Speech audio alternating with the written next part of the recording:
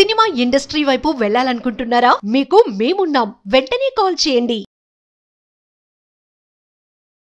Hello my dear friends, welcome to Suman education TV. నేను మీ కర్ణాటి అశోక్ చక్రవర్తి. ఒక class ఉంది మై డియర్ ఫ్రెండ్స్. ఈ హెల్పింగ్ వర్బ్స్, యాక్షన్ వర్బ్స్ అని నేను క్లాస్ తీసుకోవడం జరిగింది. ఆ వీడియో ఏమైపోయిందంటే అందులో కొంచెము డౌట్స్ అన్నమాట. ఏమడిగారు అంటే, ఇక్కడ నేను మళ్ళీ ఒకసారి మీకు రాసి చూపిస్తాను.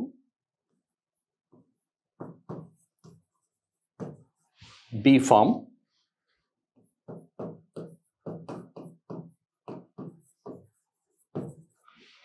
have form, do form. Okay?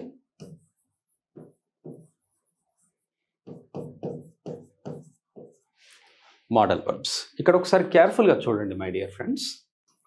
అంటే ఇక్కడ ఈ వీడియో చేసినప్పుడు ఏంటంటే కొంతమంది చూస్తారు కదా, వాళ్ళకి డౌట్ వచ్చింది.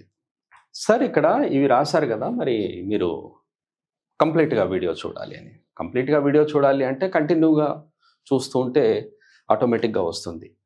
Once again I tell you that English అంతా కూడా వీటిని బేస్ చేసుకొని ఉంటుంది. ఇంతకు ముందు కూడా నేను వీడియోలో చెప్పాను. అక్కడ డౌట్స్ చాలామందికి వచ్చాయి. సార్ మరి ఇదేనా, నిజంగానే ఇవి నేర్చుకుంటే వస్తుందా అని చెప్పి అనుకుంటారు. ఈ వర్డ్స్ చూడంగానే రాదు. ఇప్పుడు బీ ఫామ్, దీని స్పెల్లింగ్ ఏంటి, BEFORM అని స్పెల్లింగ్ రాగానే వస్తుందా? అలా కాదు. యాక్చువల్గా ఏంటంటే అందులో వర్డ్స్ ఏమున్నాయి అవి తెలుసుకోవాలి. నేను చెప్పాను బీ ఫామ్లో 6 వర్డ్స్ ఉంటాయి అవి అని చెప్పి. ఇక్కడ ఇంకొకటి ఏంటి అంటే, దీన్ని చూడండి. ఆ వీడియోని చూసిన వాళ్ళు చాలామంది చూసిన ఆ వీడియో 3 minutes వీడియో అనమాట. ఆ 3 minutes వీడియోలో ఏమర్థం అవుతుంది? 3 minutes వీడియోలో అర్థం కాదు. యాక్చువల్గా ఏంటంటే వీటితో పాటు యాక్షన్ వర్బ్స్ కూడా ఉంటుంది. మీరు ఒకసారి చూడండి. బీ ఫామ్ అంటే ఏంటి? వర్బ్. హ్యావ్ ఫామ్ అంటే ఏంటి? వర్బ్. డూ ఫామ్ అంటే వర్బ్. Modal verbs verb. అన్నీ కూడా వర్బ్సే. కాకపోతే వీటిని ఏమంటారు అంటే హెచ్వి అంటే ఏంటి? హెల్పింగ్ వర్బ్స్ అని. ఇక్కడ కూడా కొంతమందికి డౌట్స్ వస్తుంది. హెల్పింగ్ వర్బ్స్ అనగానే హెల్పింగ్ వర్బ్స్ ఏంటి, అవి ఆక్సిలరీ వర్బ్స్ కదా అంటారు. వాళ్ళు నేర్చుకోవడం ఆక్సిలరీ వర్బ్స్ అని నేర్చుకున్నారు. వాటిని హెల్పింగ్ వర్బ్స్ అన్నా ఆక్సిలరీ వర్బ్స్ అన్నా రెండు ఒకటే. Helping verbs are nothing but auxiliary verbs. Auxiliary verbs are nothing but helping verbs అనమాట. ఇవన్నీ కూడా హెల్పింగ్ వర్బ్సే. దట్ మీన్స్ ఆక్సిలరీ వర్బ్స్ అనమాట. మనకు 2 types ఆఫ్ వర్బ్స్ ఉంటాయి. యాక్షన్ వర్బ్ చూడంగానే కూడా ఒక డౌట్ వస్తుంది. యాక్షన్ వర్బ్ ఏంటి?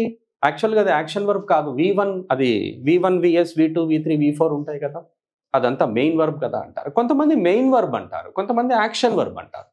చిన్నప్పటి నుండి మనం నేర్చుకున్నది స్కూల్స్లో కానీ కాలేజెస్లో కానీ వర్బ్ ఇండికేట్స్ అన్ యాక్షన్ అంటారు. Verb is an action word అంటారు. రాను రాను ఏమైపోయింది అంటే యాక్చువల్గా యాక్షన్ వర్బే కాదు, వాటిలో హెల్పింగ్ వర్బ్స్ కూడా ఉన్నాయి అని డీటెయిల్డ్గా డిస్కస్ చేస్తాం మనం. Action verbs are nothing but main verbs అనమాట. మెయిన్ వర్బ్స్ అన్నా యాక్షన్ వర్బ్స్ అన్నా రెండు ఒకటే. V1, VS, V2, V3, V4 అని కొంతమంది నేర్చుకుంటే, అదే ఇప్పుడు చూడండి ఇక్కడ నేను రాస్తాను. V1, VS, V2, V3, V4 ఇవి ఉన్నాయి. ఈ 5 వర్బ్స్ని కొంతమంది ఏమంటారు అంటే V1, V2, V3, V4 ఈ VSని V5 అంటారు.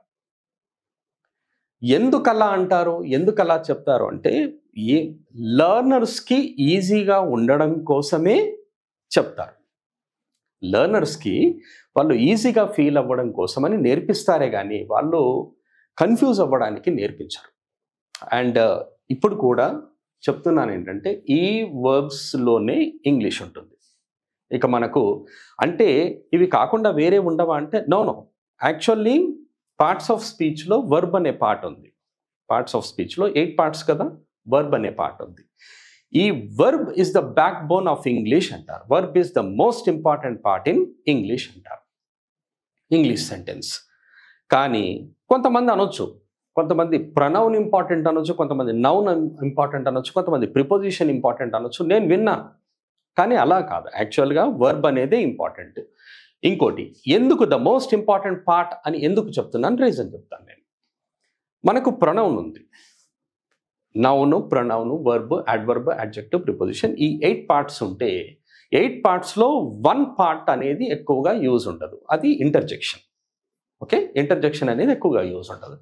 మరి మిగతా 7 పార్ట్స్ ఉన్నాయి చూడండి, ఆ 7 పార్ట్స్లో మీరు ఫస్ట్ పార్ట్ తీసుకోండి, నౌన్. నౌనే గనక ఇంపార్టెంట్ అంటే నౌన్ లేకుండా కూడా సెంటెన్సెస్ మనకు ఉంటాయి. నౌన్ లేకుండా మనకు సెంటెన్సెస్ ఉంటాయి.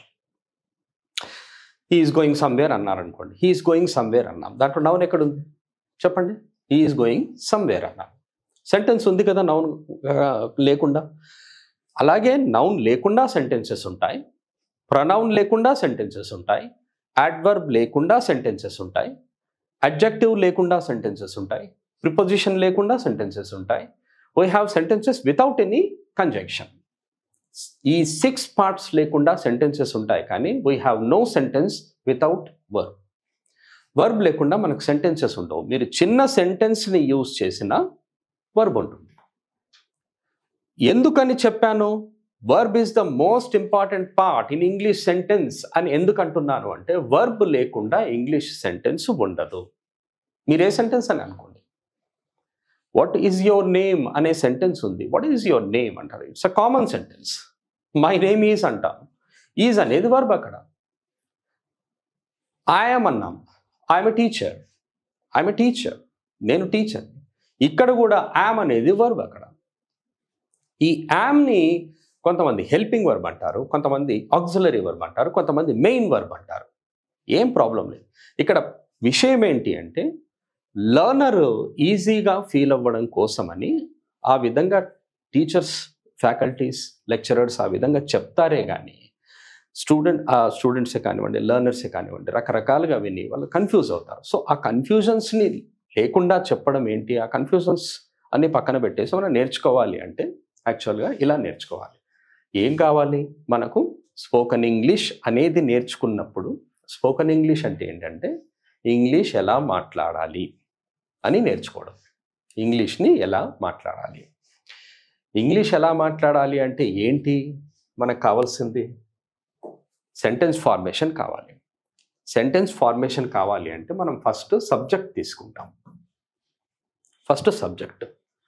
నెక్స్ట్ తీసుకునేది మనకు ఇప్పుడు నేను రాసినది ఇది చూడండి, హెల్పింగ్ వర్బ్ అన్నాను. నెక్స్ట్ హెల్పింగ్ వర్బ్ తీసుకుంటాం. ఇక్కడ బ్రాకెట్లో నేను ఏవి అని రాస్తాను అండ్ ప్లస్ అదర్ వర్డ్స్ అని రాస్తాను. లర్నర్స్కి రావాల్సిన ఫస్ట్ పాయింట్ ఏంటి అంటే సెంటెన్స్ని ఫామ్ చేయడం నేర్చుకోవాలి. ఆ సెంటెన్స్ ఫార్మేషన్ అనేది ఇదే.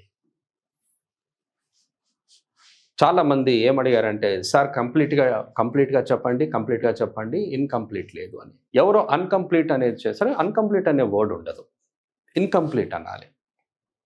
3 minutesలో కంప్లీట్ ఇంగ్లీష్ ఎలా ఉంటుంది? ఇక్కడ సెంటెన్స్ ఫార్మేషన్ మాత్రం ఇలా ఉంటుంది. ఇప్పుడు ఈ సెంటెన్స్ ఫార్మేషన్ ఇక్కడ రాయంగానే వచ్చేసిందా? ఇంగ్లీష్ వచ్చేస్తుందా? నో. సెంటెన్స్ ఫార్మేషన్ మనం చూస్తాం. హెల్పింగ్ వర్బ్ ఉంది, హెల్పింగ్ వర్బ్స్ ఎన్ని, ఏం యూజ్ చేయాలి? According to that helping verb we use action verb, action వర్బ్ని యూజ్ చేయాలి. సబ్జెక్ట్ ఏం యూజ్ చేయాలి? నేను సబ్జెక్ట్ని ఐ యూజ్ చేశాను, ఇక్కడ యామ్ యూజ్ చేయాలి. Helping verb am. క్యాన్ అన్నాం, ఐ క్యాన్. ఇక్కడ సబ్జెక్ట్ హీ అన్నాము, హీ యామ్ రాదు కదా, హీ ఈజ్ అనాలి. Is helping verb. మళ్ళీ ఇప్పుడు నేను అన్నాను హీ ఈజ్ గోయింగ్ సమ్వేర్ అన్నాను, he is going somewhere, he is going somewhere. Sentence formation అనేది ఫస్ట్ నేర్చుకుంటే మనకు ఇంగ్లీష్ మాట్లాడడం ఎలా అనేది తెలుస్తుంది. రిమెంబర్, ఇంగ్లీష్ మాట్లాడాలి, స్పోకెన్ ఇంగ్లీషే కనుక అటెండ్ అవ్వాలి, మనం ఇంగ్లీష్ మాట్లాడడం ఎలా అనేది నేర్చుకోవాలి అంటే ముందు సెంటెన్స్ ఫార్మేషనే రావాలి. కాంపిటేటివ్ ఇంగ్లీష్ వేరు, స్పోకెన్ ఇంగ్లీష్ వేరు. కాంపిటేటివ్లో ఇలాంటివి నేర్చుకుంటే కాదు, ఇది వేరు అది వేరు, దాంట్లో చాలా విషయాలు ఉంటాయి. యాక్చువల్గా కాంప్లికేటింగ్ థింగ్స్ అనేది మీకు కాంపిటేటివ్ ఇంగ్లీష్లో ఉంటాయి అన్నమాట. అందుకనే ఇంగ్లీష్లో చాలామంది మార్క్స్ పోతూ ఉంటాయి. ఓకే, ఎవరు అవునన్నా కాదన్నా ఫస్ట్ సెంటెన్స్ ఫార్మేషన్ మాత్రమే నేర్చుకోవాలి. And remember, this is the formation of the sentence. Okay, సరే ఎన్ని సెంటెన్సెస్ ఉన్నాయి అవి చూస్తూ ఉంటాం, ఎందుకంటే 10-15 మినిట్స్లో ఇంగ్లీష్ అంతా అయిపోదు కదా అలా. Okay, I hope you have understood my dear friends. Thank you very much. Have a nice time and have a nice learning. Keep watching.